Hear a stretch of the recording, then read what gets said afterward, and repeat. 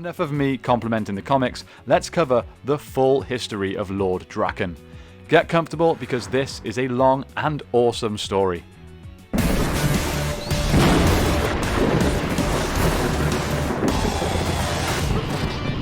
So the early history of Lord Drakkon, or Tommy Oliver as he was still known as at this point, perfectly follows the same path as the main universe Tommy all the way up until the evil Green Ranger's final battle with Jason, the original Red Ranger. In this pivotal event, Tommy was freed from Rita's curse, but instead of allying with Zordon and his Rangers, he fled, wandering from city to city while evading pursuit from the Power Rangers. Tommy was eventually found by Rita, who told him stories and tales of a young man named Drakkon, in whom she saw potential and forged his legacy under her guidance. Tommy, who was intrigued by this, made the decision to leave with Rita and continue to serve her, despite the spell being broken. As such a young man, this is something I definitely think is believable. These are the years of a person's life where their futures can be shaped, and they are often misled by the wrong mentor. A poor decision was clearly made by this Tommy, but at this point, he genuinely believed that Rita was attempting to better the world, despite the evil ways in which she was doing so. So, he aided her, as the Green Ranger, in taking over the Earth one city at a time. Later in their conquest, Tommy led Rita's forces into a huge final battle against Zordon's last battalion of Rangers. Zordon had been on the verge of creating a new Ranger, more powerful than any that had come before. Tommy breached the command center just as Jason was being fused with the powers, interrupting the process before it was finished. Jason and Tommy fought, and Tommy won. He took the power for himself and emerged from the command center holding Jason's Red Ranger helmet. So in this universe, if this battle had just occurred a little bit later, we would have seen Jason Lee Scott as the White Power Ranger. That could have been so cool. Anyway, Tommy and his forces then defeated the other Rangers and destroyed their Zords, successfully taking over Earth in Rita's name. However, immediately after the Rangers were vanquished and Rita taught him her spells such as brainwashing, the sorceress, who was clearly too trusting of her subordinates, was met with an unforeseen outcome. Tommy had become so corrupted at this point that he sought to control the world by himself. While vowing to continue Rita's work, he killed her, thus removing her as a potential future obstacle, and he gained the loyalty of Finster, who he would later turn into a cyborg, Finster 5, using Alpha 5's body parts. Dark stuff. Now going by the name Lord Drakkon, Tommy drew on the power of the stolen power coins from the defeated Rangers to power and create Ranger sentries. The only coin he was missing was Billy's, as the surviving Trini had hidden it. The former surviving Rangers, and others that were opposed to Drakkon's rule, had formed a resistance of sorts called the Coinless, and none other than Skull had actually infiltrated Drakkon's army undercover as a Tyrannosaurus sentry. After the deaths of Billy and her ex-boyfriend Matthew, Kimberly had gone on a quest for vengeance against Drakkon in an attempt to kill him herself. But she ended up captured and brainwashed by Drakkon with a spell similar to the one that Rita had originally used on him. She then became the Ranger Slayer. We have recently released a full video on the Ranger Slayer. If you want to know more about her story, check that one out.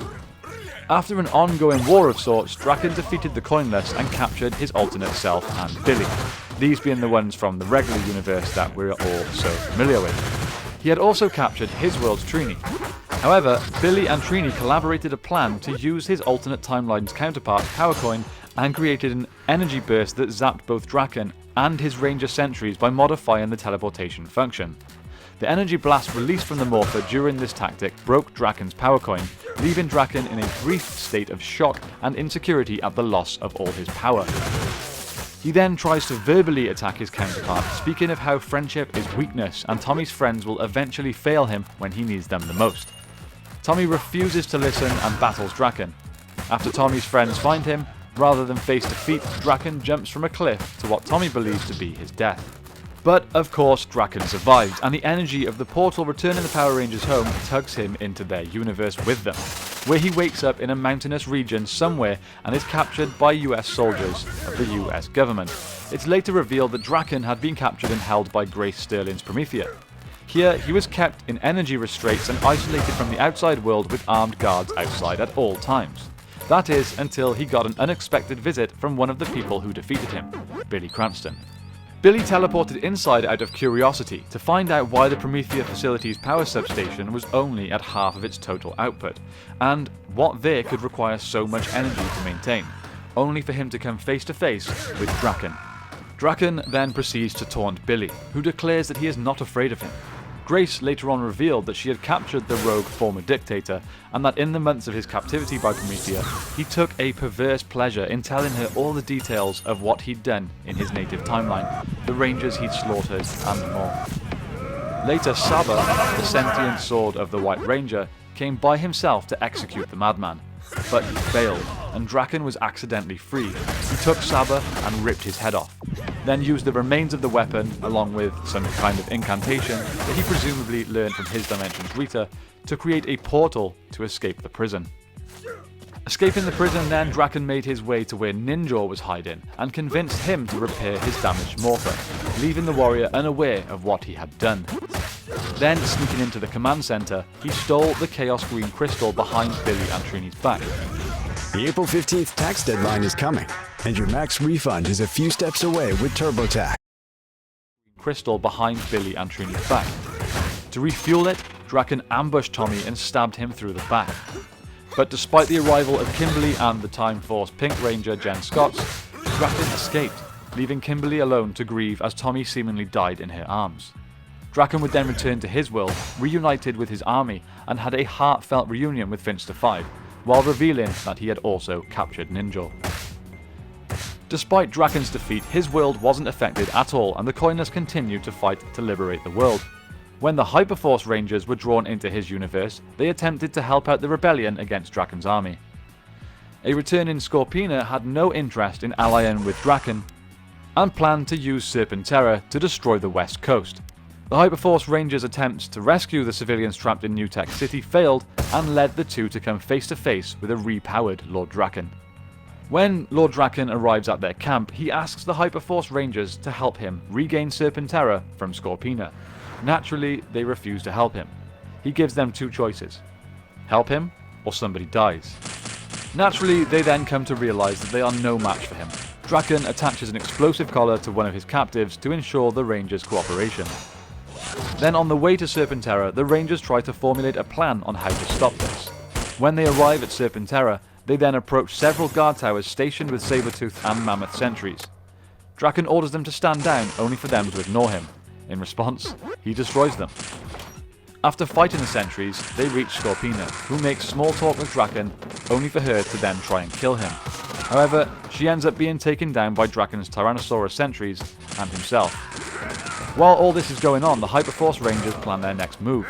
During a fight inside Serpentera, Drakkon manages to grab Scorpina by her neck while one of the Rangers handcuffs her.